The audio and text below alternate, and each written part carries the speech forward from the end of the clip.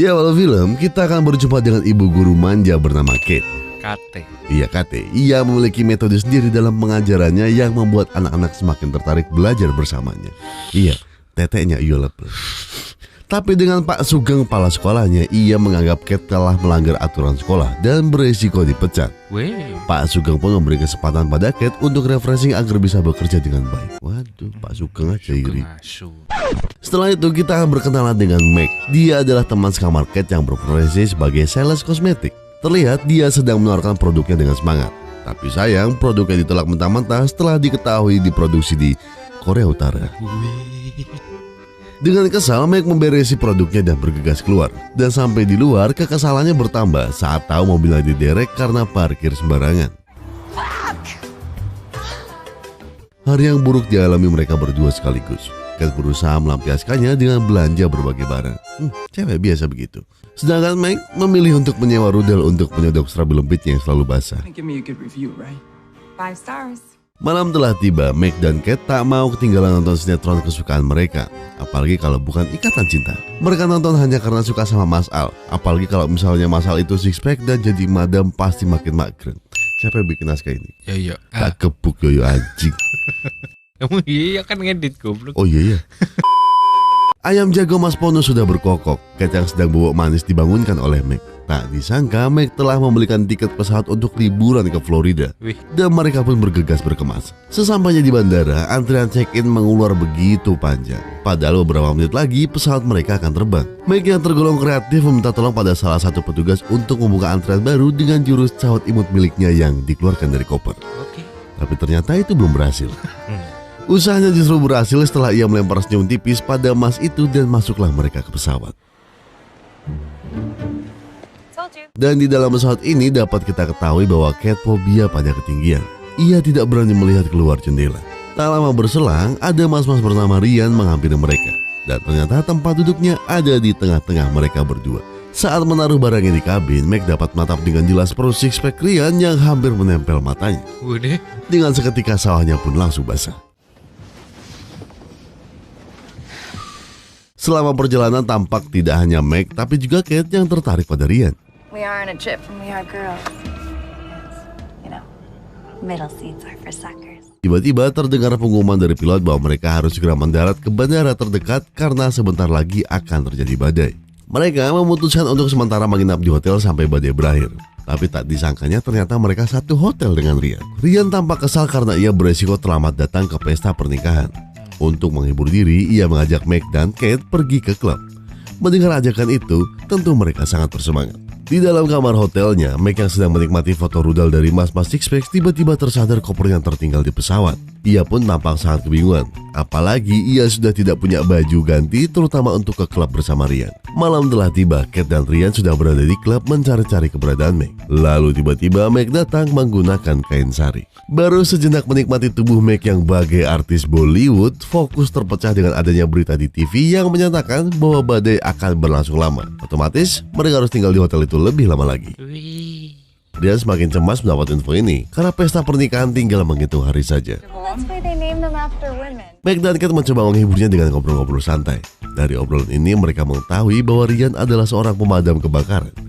Ya, perpaduan yang sangat mereka cari selama ini. Tak berselang lama, Om DJ mulai memainkan musiknya. Mereka semua berjoget dengan asiknya. Tak tertinggal Meg yang berjoget dengan sangat semangat hingga menjadi fokus di klub itu.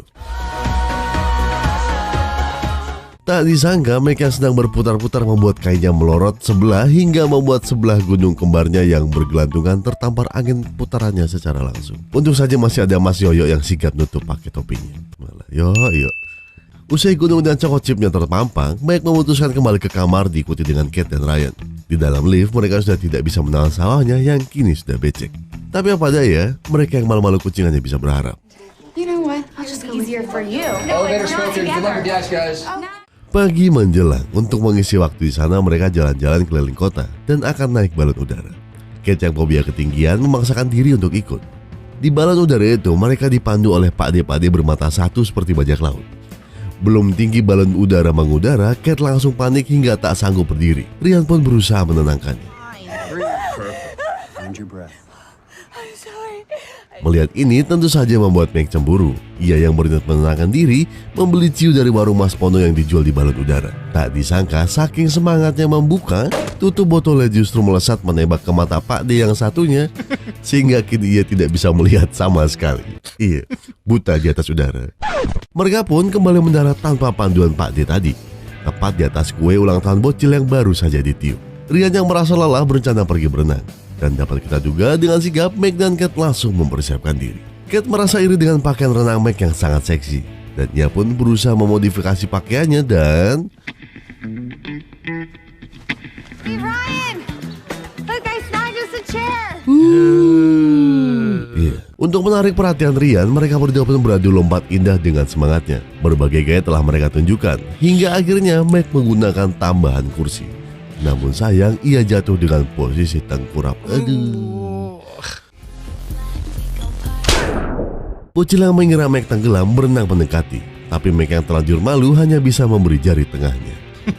Pagi menjelang, Rian telah bersiap pergi ke pesta pernikahan menggunakan mobil bersama temannya yang bernama Craig. Meg dan Kate yang tidak mau berpisah dengan Rian ikut bonceng ke mobilnya. Di tengah perjalanan, mereka mampir ke SPBU karena Kate sudah tidak bisa menahan pipis. Meski banyak perhiasan menghiasi toilet, Kate tetap pipis di sana.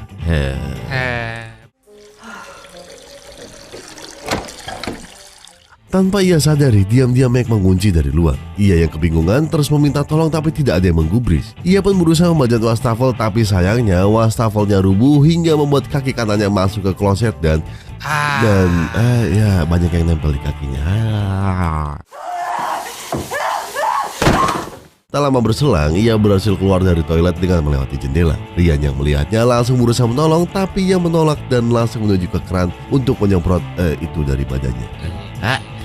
Perjalanan berlanjut, Kate yang merasa pegal langsung dipijit oleh Rian. Suara desaannya begitu basah membuat Meg menjadi marah. Meg berniat jahat dengan memberinya obat tidur dosis tinggi yang dimasukkan ke dalam ciu. Kate yang ditawari justru tak mau minumnya dan disaut langsung oleh Craig. What are you doing? Stop! Dan petaka pun terjadi. Craig yang tidak kuat melek menabrak pembatas jalan hingga lampu mobilnya pecah.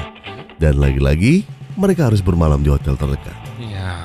Saat Kate mengambil minuman di kulkas, tiba-tiba Rian menghampirinya. Tanpa rasa dosa, gunung kembar Kate dilus-elusnya dengan halus. Lalu dalam sekejap mereka langsung bercocok tanam. Tidak di sana, di kamar. Hari berganti, Meg yang hendak menghampiri Kate merasa heran dengan Kate yang tertawa-tawa sendiri. Setelah diberitahu oleh Kate, Meg berkata bahwa semalam ia juga bercocok tanam dengan Rian. Jiwa-jiwa persaingan mereka sontak membara. Mereka saling serang dengan melempar barang ke kafe hingga akhirnya mereka berdua terjatuh tertimpa lemari. Goblok. Pemilik kafe pun memanggil polisi untuk menangani mereka berdua. Beruntung masih ada Craig yang menolong, bukan Rian, karena Rian sudah berangkat menuju pesta pernikahan. Dan betapa terkejutnya mereka setelah Craig memberitahu bahwa yang akan menikahi itu adalah Rian sendiri. Iya, jadi yang menikah adalah Rian. Meg dan Kate bergegas menuju hotel lokasi pernikahan menaiki taksi. Sesampainya di sana, ia bertanya pada resepsionis letak ruang untuk pernikahan. Dan mereka datang tepat waktu, di saat mempelai wanita akan masuk ke ruang pelaminan. Meg dan Kate bercerita panjang tentang aksi calon suaminya semalam. Si wanita yang marah langsung buka pintu dan membatalkan pernikahan. Dan ternyata mereka salah orang. Meg dan Kate kembali ke resepsionis mencari pernikahan lain dan bertemulah mereka dengan Rian. Di sini Rian merasa tidak bersalah karena wajar bila ia tergoda karena sikap mereka yang membuatnya magreng. Dan mereka pun juga tidak bertanya siapa yang menikah. Iya nggak salah. Siapa suruh basah duluan? Meg dan Kate yang merasa bersalah pun mengikhlaskan pria pemadam kebakaran six pack impiannya untuk mengakses rabi lempit pilihannya. Dan mereka pun kembali ke bandara dan mulai kembali ke kehidupan normalnya. Kate kembali menjadi guru manja dan mempesona. Dan Meg menjadi Meg yang selalu basah sawahnya. Dengan bangga ia menunjukkan gempa yang terjadi di gunung kembarnya melalui video call kepada Craig. Dan film ini pun diakhiri dengan Meg yang Kate sedang menonton Ikatan Cinta Bersama. Oke, terima kasih buat kalian semua yang udah nonton.